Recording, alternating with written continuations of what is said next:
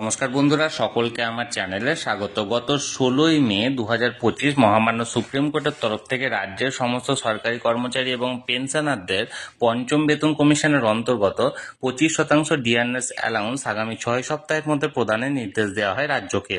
এবং এই নির্দেশের পর এই প্রদান নিয়ে অর্থাৎ ডিআরএস অ্যালাউন্সের এরিয়ার প্রদান নিয়ে এই মুহূর্তে একটি অত্যন্ত বড় খবর সামনে এসেছে। কি সেই খবরে কি কি বলা হয়েছে সকল কিছু আজকে ভিডিওতে বিস্তারিতভাবে আলোচনা করব। ভিডিওটি অত্যন্ত গুরুত্বপূর্ণ, তাই প্রথম থেকে শেষ পর্যন্ত অবশ্যই ধৈর্য সহকারে দেখবেন এবং ভালো লেগে থাকলে অবশ্যই একটি লাইক করবেন এবং সকলের সঙ্গে শেয়ার করবেন। আর সেই সাথে এই চ্যানেলে যদি প্রথমবার হয়ে থাকেন এই রকমের ইনফরমেটিভ ভিডিও আরও দেখার জন্য যারা এখনো পর্যন্ত এই চ্যানেলটিকে সাবস্ক্রাইব করেননি তারা অবশ্যই চ্যানেলটিকে সাবস্ক্রাইব করে নিতে ভুলবেন না। তাহলে চলুন আমরা বিস্তারিত জেনে নিই।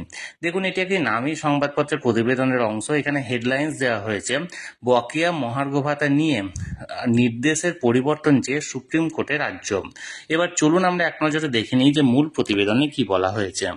দেখুন, এখানে মূল প্রতিবেদনে বলা হয়েছে, বকেয়া মহার্ঘ ভাতা দেওয়া নিয়ে অন্তর্বর্তীকালীন নির্দেশের পরিবর্তন চেয়ে সুপ্রিম কোর্টে গেল রাজ্য সরকার। নবান্ন সূত্রে খবর, শীর্ষ আদালত যে নির্দেশ দিয়েছে তার কয়েকটি ক্ষেত্রে সুস্পষ্ট ব্যাখ্যা চেয়ে আবেদন করা হয়েছে। তবে সেই সঙ্গে আদালতের নির্দিষ্ট করে দেওয়া সময়ের মধ্যে বকেয়া মহার্ঘ ভাতা দেওয়ারও প্রস্তুতিও শুরু করেছে নবান্ন। প্রশাসনিক মহলের খবর, অন্তর্বর্তীকালীন যে নির্দেশ সুপ্রিম কোর্ট দিয়েছে তার কয়েকটি ক্ষেত্রে মডিফিকেশন বা পরিবর্তন চাওয়া যেতেই পারে, তার সুযোগও রয়েছে আইনে। সেই অনুযায়ী বিষয়টি নিয়ে অগ্রসর হতে চায় রাজ্য। ইতিমধ্যেই সেই আবেদন সুপ্রিম কোর্টে জমা পড়ে গেছে। তবে এখন আদালতে গ্রীষ্মাবকাশ চলায় শুনানি হচ্ছে না। ছুটি শেষ হলে সুপ্রিম কোর্টে এই আবেদন লিস্ট করা হবে। পরবর্তী কি নির্দেশ দেয় আদালত সেই দিকে তাকিয়ে রাজ্য। অর্থাৎ এক কথায় বলতে গেলে সুপ্রিম কোর্টের তরফ থেকে যে নির্দেশ দেওয়া হয়েছিল, অন্তর্বর্তীকালীন নির্দেশ, যে আগামী 6 সপ্তাহের মধ্যে বকেয়া মহার্ঘ ভাতার 25% প্রদান করতে হবে। তবে এখানে বেশ কিছু বিষয় ক্ল্যারিফাই করা হয়নি সুপ্রিম কোর্টের তরফ থেকে। এই ধরনের বেশ কিছু প্রশ্নের উত্তর চাওয়ার জন্য সুপ্রিম কোর্টে আবেদন করেছে রাজ্য সরকার।